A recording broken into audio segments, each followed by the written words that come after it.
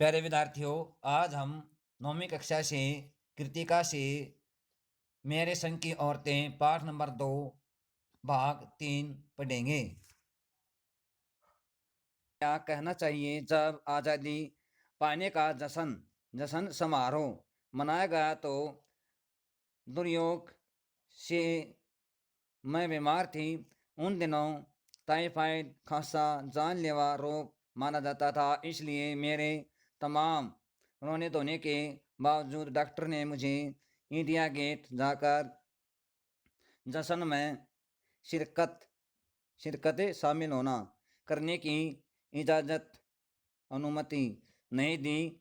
चूँकि डॉक्टर अपने नाना के परम मित्र उनसे ज़्यादा नाना थे, इसलिए हमारे पिताजी जो बात बात पर सत्ताधारियों के से लड़ते भिड़ते फिरते थे, चुप्पी साध गए। मैं बदस्तूर रोती कल्पती रही। क्या कोई बच्चा इकलौती गुड़िया के टूट जाने पर रोया होगा। मेरी उम्र तब 9 बरस की थी, इतनी छोटी नहीं कि गुड़िया से बहलती और इतनी बड़ी नहीं कि डॉक्टरी तक समझती। तंग आकर पिताजी मुझे ब्रदर्स कारम जीवो, ये पुस्तक का नाम है, उपन्यास पकड़ा गए। किताब पढ़ने का मुझे मिराक मानसिक रोग था। सो जब कुछ देर बाद मैंने देखा कि पिताजी को छोड़कर घर के बाकी सब प्राणी पलायन स्थान छोड़कर जाना कर चुके थे और पिताजी दूसरे कमरे में बैठे अपनी किताब पढ़ रहे थे, तो रोना धोना छोड़ मैंने भी किताब खोल ली। एक बार शुरू कर लेने पर उसने मुझे इतनी मोहलत नहीं दी कि दोबारा रोना शुरू करूं या कोई और काम पकड़ूं। उस वक्त समय ब्रदर्स का राम जो मुझे देने में क्या तुक थी, तब मेरी समझ में नहीं आया। किताब कितनी समझ में आई वह अब तक नहीं जानती, क्योंकि उसके बाद इतनी बार पढ़े कि सारे पाठ आपस में गुदमुद मिल जाना, उलझ पुलझ होना हो गए। कितना पहली बार से मल्य पड़ा, कितना बाद में कहना मुश्किल है, पर इतना विश्वास के साथ कह सकती हूँ कि उसका एक अध्याय 2 बच्चों पर होने वाले अनाचार अत्याचार पर था। मुझे पहली बार में ही लगभग कंठस्थ मौखिक हो गया था। उम्र के हर पड़ाव पर वह मेरे साथ रहा और मेरे लेखन के एक महत्वपूर्ण भाग को प्रभावित करता रहा, जैसे जादू का कालीन। ये रचनाओं के नाम हैं। मेरा नाटक नहीं, वह 3 किलो की छुरी जैसी कहानियाँ, वह कठ गुलाब उपन्यास, ये उपन्यास का नाम है, मैं कई अंश। माँ जी की मन्नत भगवान से मांगना का असर रहा होगा कि मैं ही नहीं, मेरी चारों बहनें भी लड़की होने के नाते किसी हीन भावना का शिकार नहीं हुई। नानी माँ और परदादी की परंपरा बरकरार लगातार रखते हुए लेख रास्ते पर बताए हुए रास्ते पर चलने से भी इनकार मनाही किए रही। पहली लड़की जिसके लिए मन्नत मांगी गई थी वह मैं नहीं, मेरी बड़ी बहन मंजुल भगत थी। ये उस लड़की का नाम है। घर का नाम था रानी बहार का मंजुल। लेखिका अवतार हुआ मंजुल भगत, क्योंकि लिखना शादी के बाद शुरू किया और अपना नाम बदलकर पति का ग्रहण करने में कोई हीन भावना आड़े नहीं आई, इसलिए पैदाइश जन्म से जैन नाम छोड़ भगत बनी। दूसरे नंबर पर मैं थी। घर का नाम उमा, बहार का मृदुला।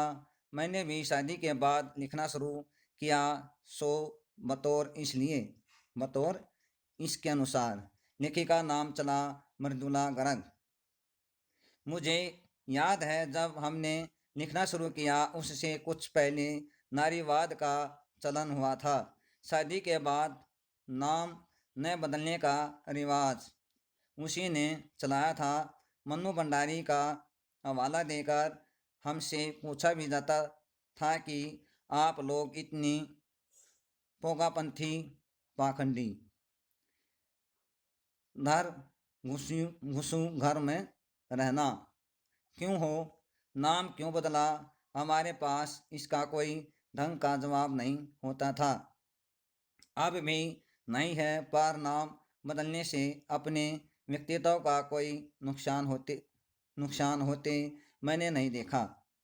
पूछने को तो पिताजी के से लोग यह भी पूछते थे, 5 बेटियों से आपका मन नहीं भरा तो हर बेटी के दो दो नाम रख छोड़े हैं। मुझसे छोटी बहन का घर का नाम है गौरी और बाहर का नाम चित्रा। वह नहीं लिखती। उसका कहना है कि वह इसलिए नहीं लिखती क्योंकि घर में कोई पढ़ने वाला भी तो चाहिए। खैर, उसके बाद जब चौथी पांचवी बेटियां पैदा हुई तो पिताजी ने इतनी बात जमाने की सुनी कि उसका एक एक नाम ही रखा, रेनू और अचला। 5 महीनों के बाद एक भाई हुआ, राजीव। मजे की बात यह है कि बीच की 2 बहनें ही लेखन से बची रही। अचला और राजीव फिर उसमें जा फंसे। अचला मुझसे 8 साल छोटी है और वक्त के बदलाव की लाज रखते हुए अंग्रेजी में लिखती है, पर राजू फिर हिंदी में के हवाले। हम 4 लिखते हैं और तमाम खानदान हमें पढ़ता है। मेरी ससुराल में मुझे कोई नहीं पढ़ता। इस तथ्य को हजम करने में मुझे काफ़ी वक्त लगा। फिर उसके फायदे भी नज़र आने लगे। कम से कम घर के भीतर तो मुझे हिंदी आलोचना बुद्धि से 2-4 नहीं होना पड़ता। खैर, मैं अपनी नहीं उन देवियों की बात कहना चाहती हूँ जो परदादी की मन्नत के नतीजतन धरती पर आई और लेखक नहीं बनी। जो बनी उन्हें सांस लेने की ज़रूरत कुछ ज़्यादा हो समझ में आता है। जैसा मेरे पिताजी ने एक बार मंजुल से कहा था, कोई दम नहीं घुटता, सांस लेने की ज़रूरत ही ज़्यादा है। पर यहाँ तो हम शेर तो गैर लेखिका बने सवा शेर। चौथे नंबर वाली रेनू का आलम यह था कि गर्मी की दोपहरी में स्कूल से वापसी पर जब गाड़ी उसे और उससे छोटी बहन अचला को बस अड्डे से लेने जाती तो रेनू उसमें बैठने से इनकार कर देती। उसका कहना था कि यूँ थोड़ा सा रास्ता गाड़ी में बैठकर तय करना सामंतशाही का प्रतीक था, जो शायद था, पर साथ ही पिता के अतिरिक्त लाड का भी। और रसोइये को खाना खिलाकर जल्दी फारिग निश्चित करने की लाचारी का भी। माँ तो जब चीज़ों से उदासीन रहती थी तब पर पिता काफ़ी कुड़ते सुनते मूनते जब देखते कि अचला गाड़ी में बैठी चली आ रही है और रेनू पीछे पीछे पसीने में तरबतर खरामा धीरे धीरे। बचपन में एक बार चुनौती दिए जाने पर उसने जनरल थिमैया को पत्र लिखकर उनका चित्र मंगवा लिया था। जो एक मोटरसाइकिल सवार जवान आकर उसके हाथ में दे गया था। पड़ोस में उसका रुतबा दर्जा काफ़ी बढ़ गया था। गाड़ी में बैठने के साथ उसे इम्तिहान परीक्षा देने से भी परहेज था। स्कूल तो जैसे तैसे पास के पास कर लिया, पर जब बीए का इम्तिहान देने की बारी आई तो वह अड़ गई। पहले मुझे समझाओ कि बीए करना क्यों ज़रूरी है, तब मैं इम्तिहान दूंगी। अगर मुझे यकीन आ गया कि हाँ कोई फ़ायदा है, वरना नहीं। हमने तरह तरह के तर्क दिए। माँ ने कहा पिताजी से पूछो। गृह कार्य। प्यारे बच्चों, पहले इस पाठ को ध्यान से पढ़ें। उसके बाद नीचे 2 प्रश्न दिए गए हैं, उनको सुंदर लेख में लिखें और याद करें।